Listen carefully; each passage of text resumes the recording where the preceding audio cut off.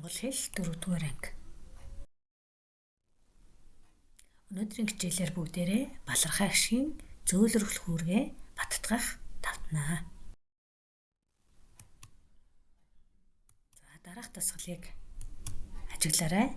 Үгийн 1-р үеийн нэг шиг. Үгийн 1-р үеэс хойш орсон гэх шиг. За балархай ашиг өргөлдөд гэх шиг. За зөв холбоё. Үгийн 1-р үеэс үеийн хшгийг ямар хшиг гэх вэ? Үгийн 1-р үеэс хойш орсон хшгийг ямар хшиг гэх вэ? За өргөлдөд хшиг гэх нь тийм үү? Яагаад гэвэл маш тод сонсогддог учраас. За 1-р үеэс хойш орсон хшгийг балархай хшиг гэдэг. Яагаад гэвэл тод биш, бүтэг сонсогддог. За балархай хшгийн үүргээ давтъя.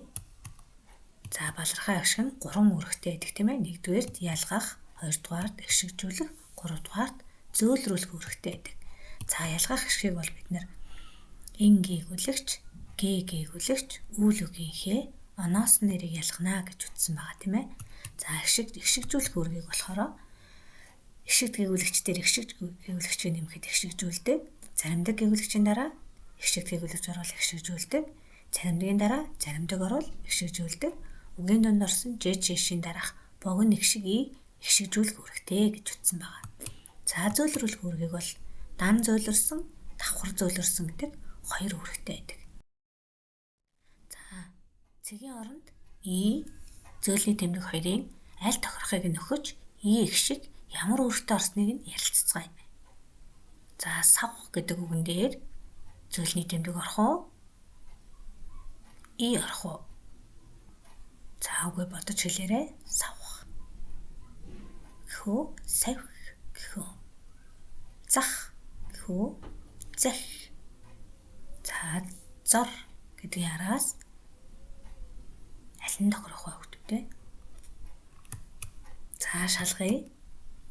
За уншиж үзээрэй. Савх, зах, зориг, хар, танил, болох, ангир, тарих, хувин, өр, охин, бүлэг. За бичсэнтэй гэж шалгаж үзээрэй. И ихшиг ямар үүрэгтэй орсныг нь бодоорой. Дараах үгэнд урд ихшгээр эхэлсэн залгуур залгахад и балархай ихшиг ямар үүрэгтэй орох вэ хүүхдүүдээ? За тамир гэдэг үгэн дээр аас гэсэн уртаар ихшгээр эхэлсэн залгуур залгасан байна. Солир гэдэг дээр иг, анир гэдэг дээр аас, марноос, за амины, цадгаар, гунгийг гэж болох нь тийм үү? За хамтдаа шалгая. За тамираас гэхэд ихшиг ямар үүрэгтэй орсон байна вэ? Солирыг, анираас, марноос, амины, цадгаар, гунгийг, арвиныг, адлаас, дахныг, цахимаар. За шалгаж үзээд өрхөө бичсэнтэй шалгаж хараарай. За дараах үгэнд и балархай ашиг ямар үүрэгтэй орсон бэ? Эдгээр үгсийг чийшлэн тогтоогоорой. За энэ сурах хүчиг дээр байгаа өгнүүд байна тийм ээ. За и балархай ашиг ямар үүрэгтэй орсон бэ? За дээрх үгсээс 5 үгийг сонгоод урт ихшгээр эхэлсэн залгуур залгаж өгүүлбэр зохиогоорой. За жишээ нь орхи гэдэг үгэн дээр од гэдгийг залгая. Орхиод болох нь тийм ээ. За энэ үгээрээ өгүүлбэр зохиоцгоё. Бата биднийг орхиод ганцаараа явсан. За хэрвээ и гэчвэл орхоод болчих нь тийм ээ. За 5 үгээрээ өгүүлбэр зохиож чижээрэй. Зөөлрсөн гээгүүлэгчийг дан зөөлрсөн, давхар зөөлрсөн гэж 2 хуваадаг тийм ээ.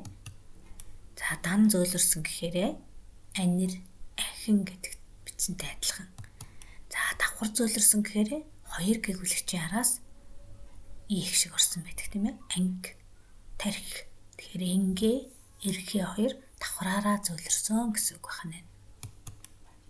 За и балархай агшиг нь өмнөх гээгүүлэгчээ зөөлрүүл хүрэхтэй ордог тул гээгдэхгүй. Жишээ нь танил гэхэд тань гэдгээс танил үссэн учраас и балархай агшиг зөөлрүүл хүрэхтэй учраас гээгдэхгүй. Гурилыг гэдэг үгний эрийг зөөлрүүлсэн учраас и балархай агшиг нь гээгдэхгүй. За үгийн дунд орсон жижигшин дараах и шиг зөөлрүүлэх үүрэггүй тул гээгдэнэ. Жишээ нь энэ үг өөрөө зөөлөн гээгүүлэгч учраас тийм ээ.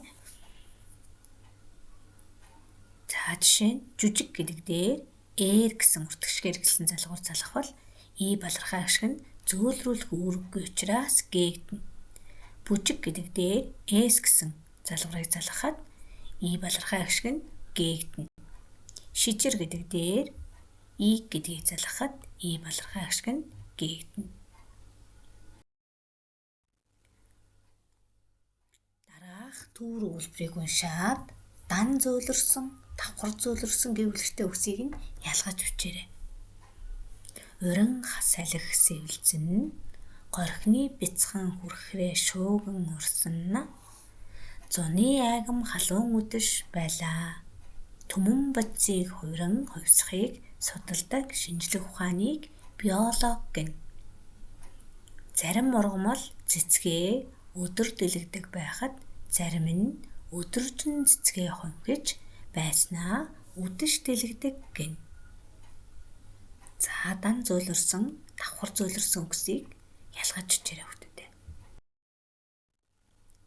За дараагийн дасгал эхийг уншаад зөөлний тэмдэг и болохгүй дүрмээ бодоод зөв бичээрэй.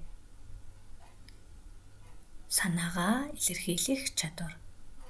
Илтгэл тавьсан хүү хөгжилтэй ярина.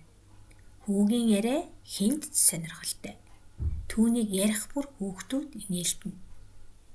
Тэр хүү таньдаггүй хүнд ч өөрийн санааг чөлөөтэй илэрхийлнэ.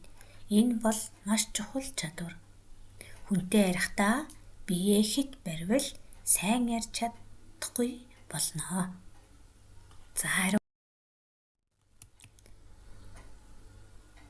За тавьсан гэхэд зөөлний тэмдэг маань хэвээрээ байна. Яриа гэхэд уртгчгээр эхэлсэн залгуур залгахад зөөлний тэмдэг маань и болсон байна. За таньдаггүй гэхэд зөөлний тэмдэг маань хэвээрээ байна. За баривал гэхэд зөөлний тэмдэг маань и болсон байна. Ярьж гэхэд зөөлний тэмдэг маань хэвээрээ байна. Балархай и ихшгийн үүргийг нь тодорхойлъё. За жишээ нь ажил гэхэд балархай агшиг и байна тийм ээ. Ишиг гэхэд и байна. Ашиг гэхэд балархай агшиг и байна. За энэ мэтчлэнгээр энэ балархай агшиг игийн үүргийг нь бодъё хэвлээ.